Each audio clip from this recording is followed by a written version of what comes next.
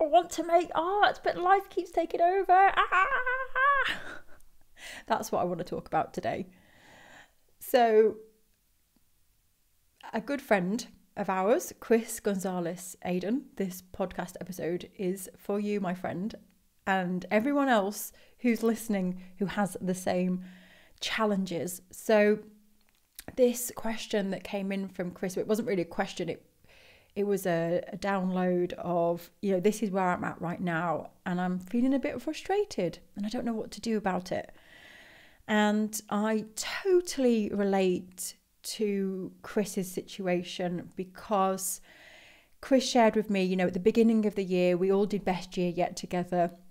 If you didn't, that's something that I do every year. And we get together and we plan our year and we dream big and we get excited about the opportunities and the potential to design our own lives. And it's so exciting. And in that moment, we feel that we can do anything.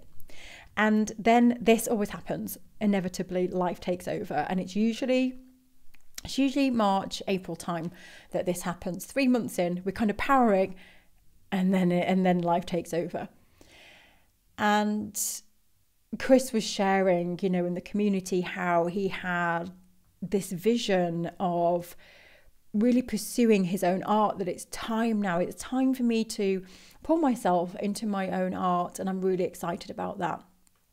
And then what's transpired since then is things in life taking over. There's a situation where his daughter might need to go to a school and that has implications. And of course, his daughter comes first and the implications on Chris then are financial. So he might have to do something different in terms of time, traveling, all these things that were not in the plan. This was not the way Chris was designing his life.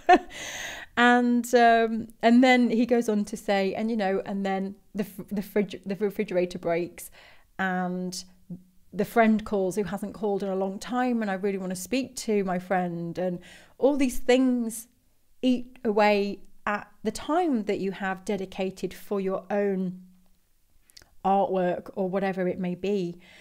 And I really wanted to talk a bit more in depth about this because I experience this all the time. I've experienced it my whole life.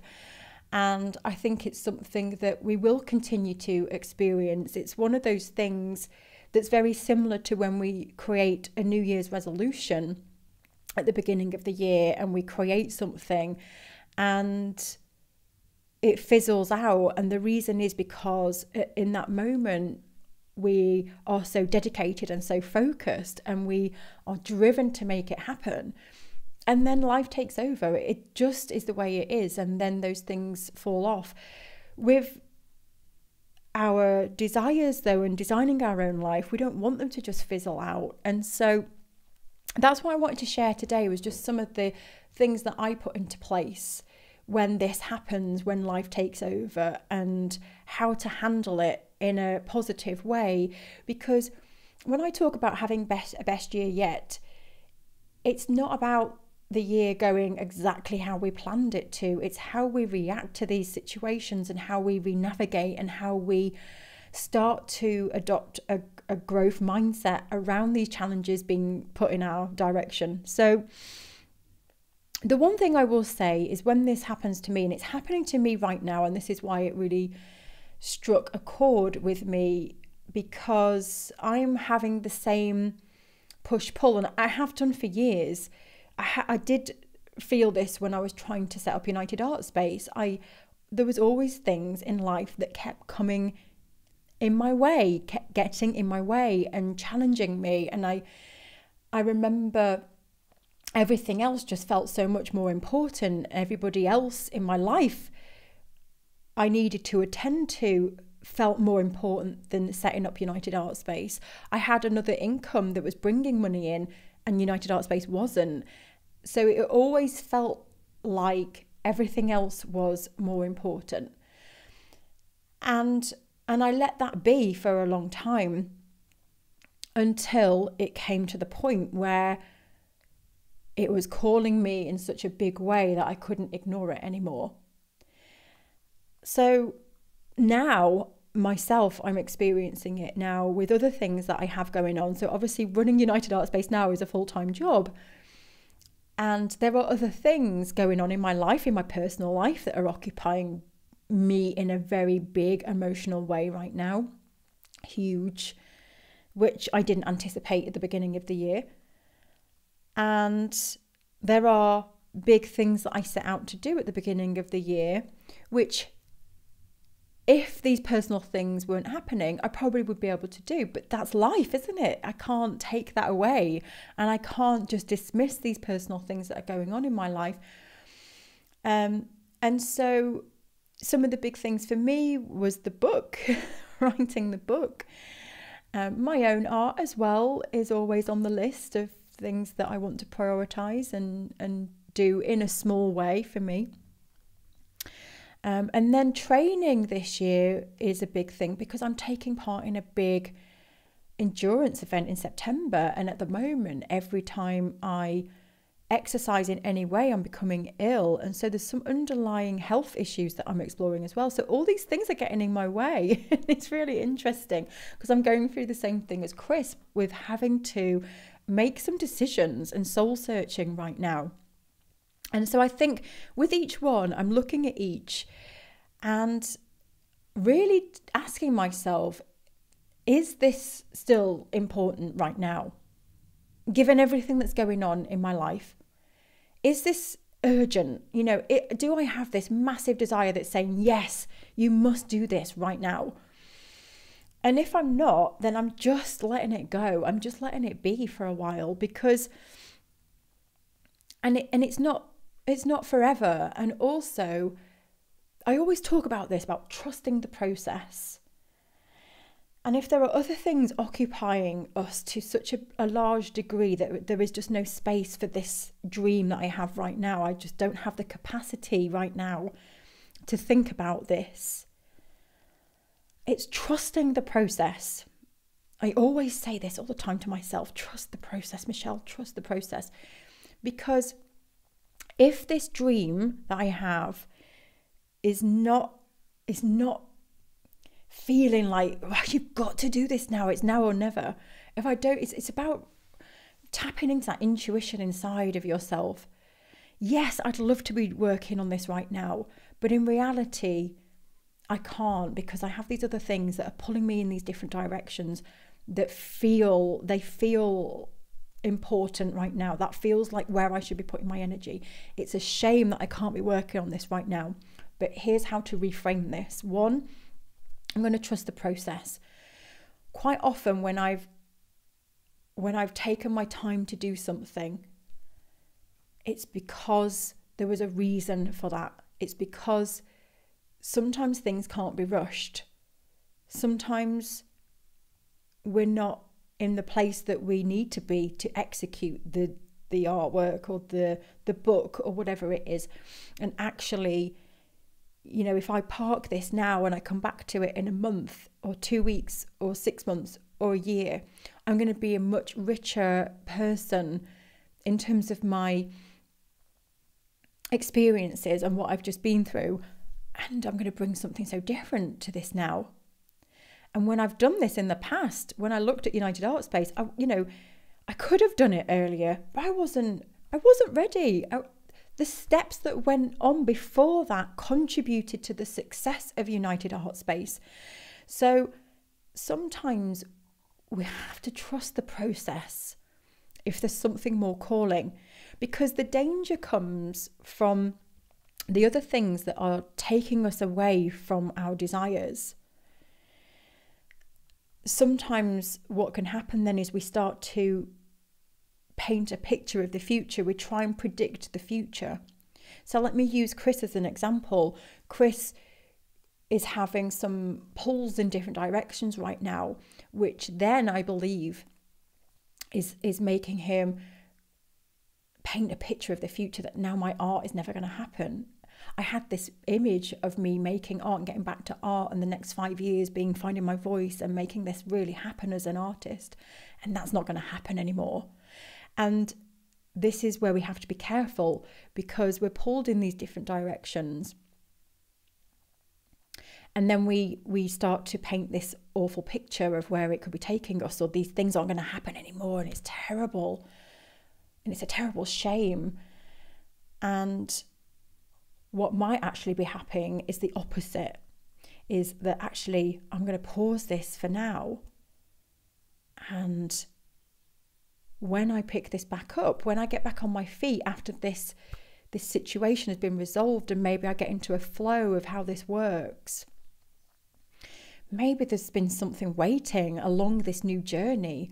I was saying this to Chris. I said, your daughter might go to this school. You might end up having a residency in the school. It's a crazy assumption or an idea, but this is what can happen when we trust the process. Crazy things can happen. It doesn't mean you have to give up on the dream. It's still there. It's parked for a few weeks or for a few months. So this is what I'm telling myself right now with the projects that I've got going. Things have consumed me in a big way behind the scenes, and I'm having to strip back everything, and I'm having to park a few things, and it's temporary. It's not forever. Slow down to speed up. That's one of my other mantras right now. These things I'm just slowing down to give me some breathing space. I'm not stopping them. And yes, it would have been great to have this done now and to have the book deal and things like that. But there are things happening where I need to slow it down. So that's the one thing. That's the first step, is deciding that, is this important enough right now, or do I just need to park this for a while and trust the process? Then step 2 is, if you are getting a really big calling and desire, you're asking yourself this question: can I park this or not? And for me, there are some things that I'm working on that, no, I'm not willing to park this. No, I'm not.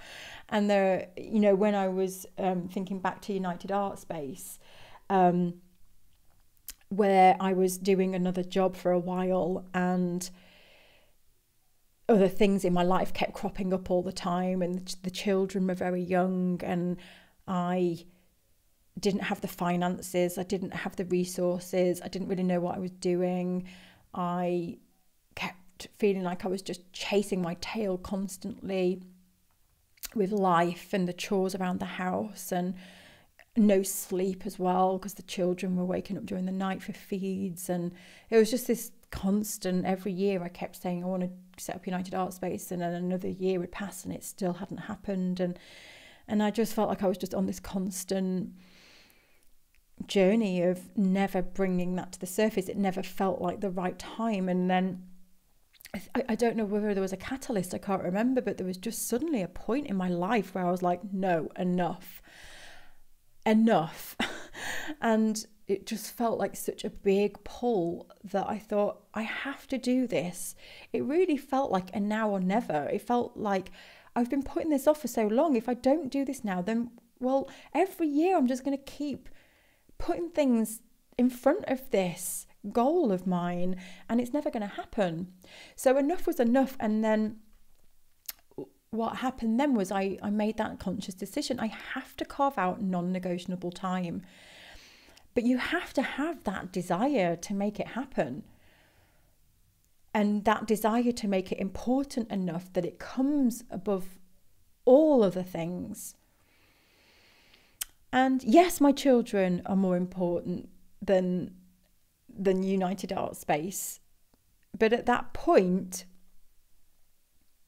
I had to make United Art Space and founding that more important than anything.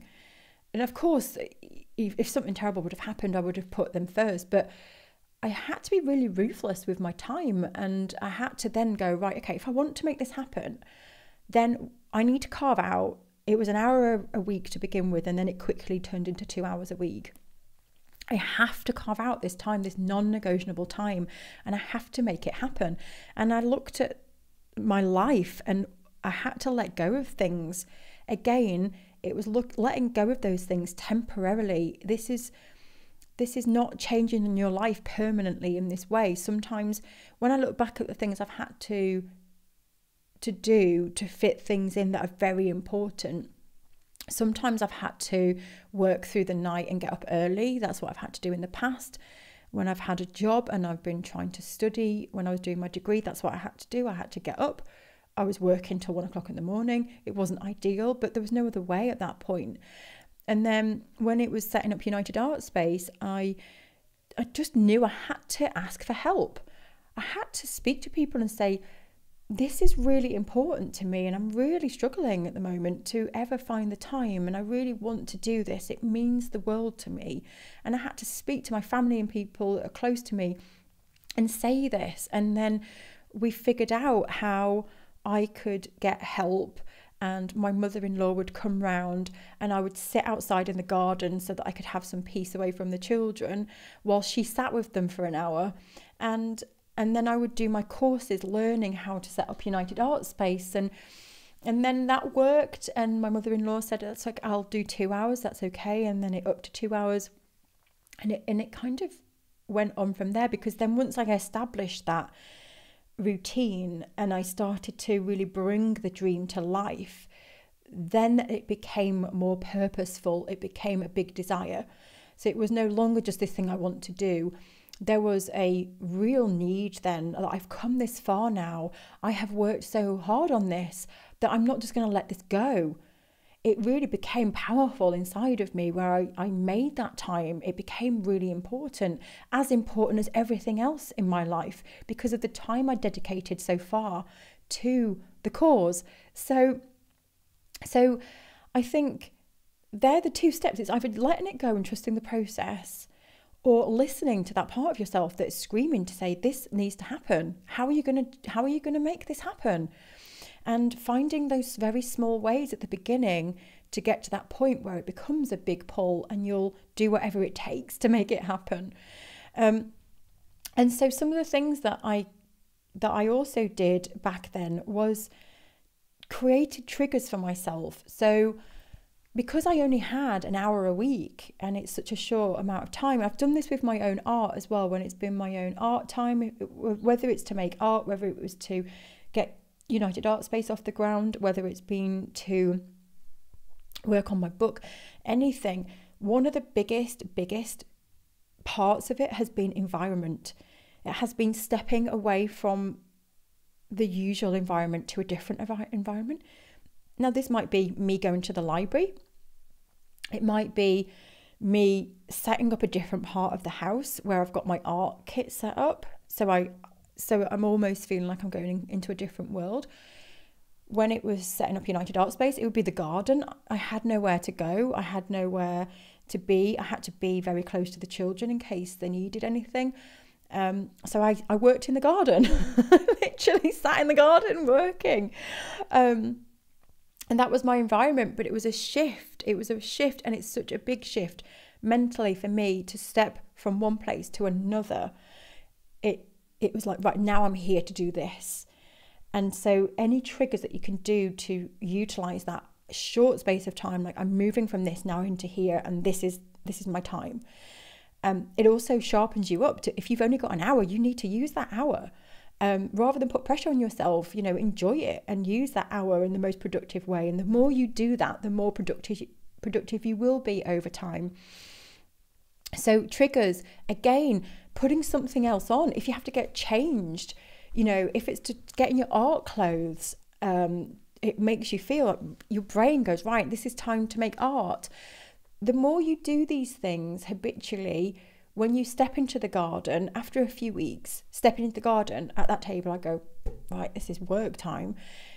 When you put those art clothes on after a few weeks, your brain remembers, right, we are getting down to making art now. There might be some resistance at first, but your brain will soon learn these triggers. Music is fantastic for this. I would always actually, if I wanted to work on something that was kind of taxing, I would always listen to this study music, and I'd listen to the same playlist over and over and over again. And when I put it on, my brain was like, right, now we're going down to do some hard work here and we've got to concentrate. And I'd put my earbuds in to drown out white noise. Even if there isn't any music on, I do that. I drown out sound. I have ADHD, so that might be why, but I find if you eliminate a sense in some way, it really heightens your other senses. So if you can drown out sound, it heightens the senses in different ways. And I find that, and then I can really focus on a painting or a piece of written work or something that I need to really absorb myself in. So that might be worth trying. But music, if you can play a song again after weeks of playing that song, your brain will go, oh, this is the song, right now we need to make art. It will trigger you. So in all of this, I think as well, a big massive part of this is having a purpose. If your desire to make art or anything else doesn't have a purpose, it doesn't have a big enough reason, it will never feel as important as anything else in your life. It will never feel as important as your children, as your responsibilities, as going to work, as earning money. And you have to do what you can to make this purposeful and meaningful and important. Because if you can really figure out the reasons why this is so important to you, it's not always about, oh, this doesn't make me money, so there's no point doing it, or this doesn't serve anyone else, so there's no point doing it.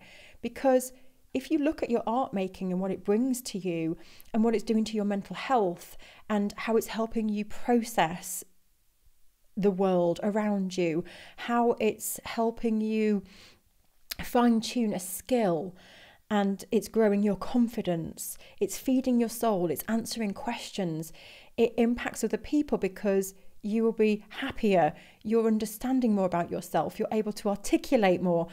So focusing on this helps you really understand the purpose of your work and the importance of what it is that you want to do, this desire.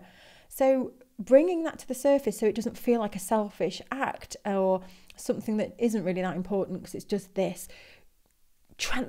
You've got to transfer that importance and help others see that as well.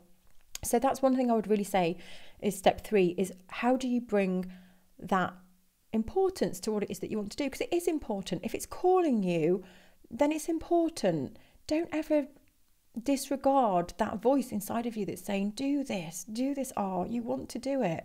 Don't push that away. One thing that really helps is taking a course. So Make Your Mark is a fantastic course that is run by a friend of mine called Sharon Griffin, and it starts on the 3rd of June. So depending when you're listening to this episode, it might not be coming up, but the 3rd of June, Make Your Mark is starting, and it's a course that happens every year. It's wonderful. I'll be taking part in Make Your Mark, and Make Your Mark is all about you making your mark. It's about you finding time to make art. We've worked with people before on this course who feel guilty for making, and they come and they have no time. And what Make Your Mark does is give you a purpose. It gives you some focus. It gives you a reason to get out of bed and make art. Gets you excited about making your art again. And we've had people take this course with us who have said, oh, I haven't had time to do the course yet. And we say, I'll never forget, it was Catherine who took the course. And we said, Catherine, go now and do step 1 of the course. Just do it now. You can do it in 10 minutes. And she was like, I'm just cooking tea right now. And she was tuning in and she was cooking tea. And then she did like step 1 of Make Your Mark. And she was like, I've just done it. And then posted it in the group and she got this artwork and she said, oh my gosh, this is opening up my creativity already. And she was learning that she can just do it as she's making the tea. She just quickly did a step in the Make Your Mark course. So it's such a fun course. It's over 7 weeks and it's led by Sharon, who shows you her whole journey of how to create a starting point and how you play and develop and really dive into the formal elements of art, which is colour and texture and finding what excites you again. So that's what Make Your Mark is. If you want to join the wait list, the link is somewhere around here. It will probably be down here or up there. It starts on the 3rd of June. So you can find more by clicking the link and reading what the course entails. And you have access for a full year as well. So if you can't take part fully in the live version of the course, which is 7 weeks, you've got access for a whole year. And we've been told time and time again, from our alumni how this course has just changed the way they approach their art, and they continue to go back to this framework time and time again. So I'm very excited for this course. I can't wait to take part. So that's it for this week. Thank you so much for joining me, and I'd love to hear your views on this, so let me know, and take care. Have a great day. Bye bye.